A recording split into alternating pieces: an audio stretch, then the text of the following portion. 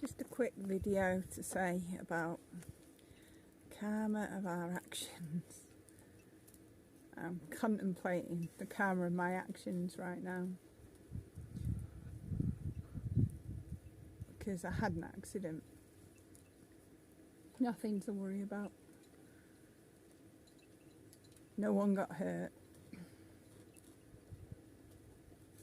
I dropped a pan of soup and it went everywhere. And I mean everywhere. It's still everywhere, apart from where I've cleaned up. I've had 5 attempts at cleaning so far. And on the 3rd attempt of cleaning and clean a couple of things, rest. Bear decided that he wasn't going to rest or chill like he has been doing, and he was going to chase the ducks instead, which is the first time in a long time, and he was off chasing the ducks over there. So I shouted and I had to go over and then just stand there and wait. And he ran off. I stood there and he came back down, and luckily I could just get a hold of him and put his lead on, at which point he jumped and kind of pulled a little, but not much, kind of like a happy we're going out dance, and it was like, no, we're not, mate, can't do that. And you've just like lost his freedom there, and so he ended up tied up back in his pen, which is a shame because he was just mooching about and doing really, really well. But never mind. I think about, is it worth it? Yeah, it is. Like, is this the price that I've got to pay for, like, the quiet, listening to the animals, getting back into the flow of things, getting the place tidy how I want it, getting the place straight, cleaning up, trying to work out where things are that have disappeared, see if anything does actually turn up or not. You know, that's the karma of asking Si to leave. Means that I've got to wash up, cook, clean, sort the dogs, sort the animals, and do everything, and I'm doing it. I'm doing it. And then the chickens fecked off. Now, I don't have the chickens going up over the track and going into over there. I always have everything round here, because I tell them they're safe here, they want to be around me, they want to be home. And they're used to doing what they like because they didn't get shouted and called and talked to. So the chickens have kind of had free rein and gone all over, and now I've got to train them back. Getting them into bed last night was really difficult, and my friend was on the phone while I did it, and I don't know whether he regretted offering to be on, because I wandered over and then it was like they weren't going in. The ducks was messing about and the chickens, and it wasn't like it used to be.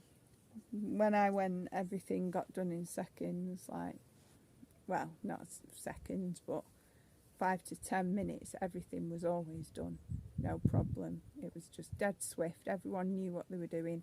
So it was Polly and Tilly in, the 3 girls in Wednesday, Morticia, Betty in, then come back round, ducks in, shut the ducks, Eric, Doris and Flo, done. Simple. Oh, and Pip. And now it's like a free-for-all, and everyone's messing about, no one knows what they're doing, and this is why routine helps, because when everyone knows, it's just a flow. So that's another thing, that it's the karma of our actions, isn't it? It's getting people at the last minute to come, making a point of saying these things, writing it down, discussing things. It makes no difference when people do what they want to do, or forget what you said, or forget that it's written in the email and stuff, and people just decide that between themselves what they're doing, and things get changed, altered, and then I've got the camera that. So although it's difficult, and it is quite difficult, and I am trying to be kind to myself, I don't regret what I chose to do. But I do think that sometimes we can make the wrong decisions, and I mean, this time it's not one. But it's always important to think about the karma of our actions. And then the other thing is manipulating to get what we want for our ego instead of our highest good, instead of feeling into our bodies. When I feel into my body, I know what I want more than what if I think about it. So it's like, oh, you know, if Simon's here, I won't have to do whatever, and I'll be able to rest and concentrate on that. Well, that's not highest good. Highest good is just not having that, but having the different energy,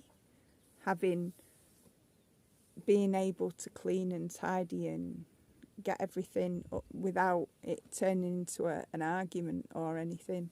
It's just been simple, and you know, and being able to delegate, like 2 shortcomings, and you just say what it is and it's done, and it's that easy.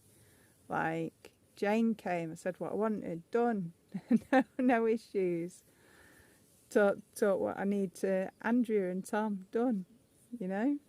So yeah, it's really important to think about things. Don't try and manipulate or force anything, and really just go with the flow and your intuition, because the universe has your back, and it's up to you to then take responsibility for your actions and really feel into what's right for the highest good, the wisest good, like your wisest self, rather than some egoic thing wanting something just because, you know, like a child would, or a teenager.